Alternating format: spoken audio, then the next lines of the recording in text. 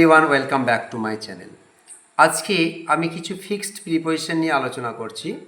চলো দেখো, she is dull dash hearing. পরের কোশ্চেনটা দেখো, she is dull dash English. তাহলে এটা দেখো, দুটো সেন্টেন্সের মধ্যেই ডাল রয়েছে। তাহলে প্রথম সেন্টেন্সে হবে ডাল অফ হিয়ারিং। যখন কানে খাটো বোঝানো হচ্ছে তখন দেখো অফ প্রিপোজিশনকে বসানো হচ্ছে। কিন্তু যখন কোনো বিষয়ে কেউ কাঁচা তখন কিন্তু ডাল অ্যাট বসানো হলো। এটা ইংলিশ হতে পারে, হিস্ট্রি হতে পারে, ম্যাথে হতে পারে। যে কোনো বিষয়ে খুব কাঁচা হলে সেক্ষেত্রে কিন্তু আমরা ডাল ব্যবহার করব। পরেরটা দেখো, হি ডায়েড ড্যাশ কলেরা। যদি কেউ কোনো রোগে মারা যায় সেক্ষেত্রে ডায়েডের পর ডায়েড অফ কলেরা হবে। দেখো, আর একটা উদাহরণ দিয়ে তোমাদেরকে বোঝাই। Khudiram died for his country.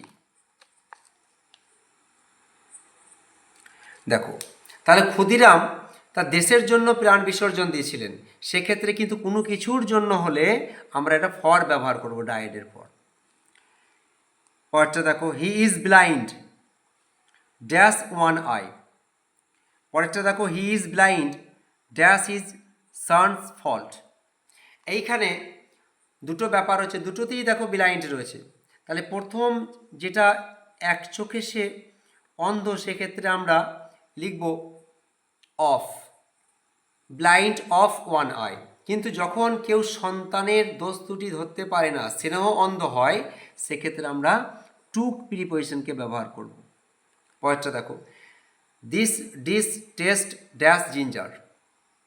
এই ডিশটায় জিঞ্জারের স্বাদ আছে। তাহলে সেক্ষেত্রে হবে অফ জিঞ্জার, মানে আদার স্বাদ রয়েছে, আদার সুগন্ধি রয়েছে। She has no taste dash music. দেখো, এখানেও টেস্ট রয়েছে কিন্তু এখানে অফ বসানো যাবে না। টেস্ট ফর মিউজিক, মানে মিউজিকের প্রতি তার ভালোবাসা, ঝোঁকের কথা বলা হয়েছে। টেস্ট ফর কথার অর্থ হচ্ছে ঝোঁক, ভালোবাসা সঙ্গীতের প্রতি। The glass is full dash water.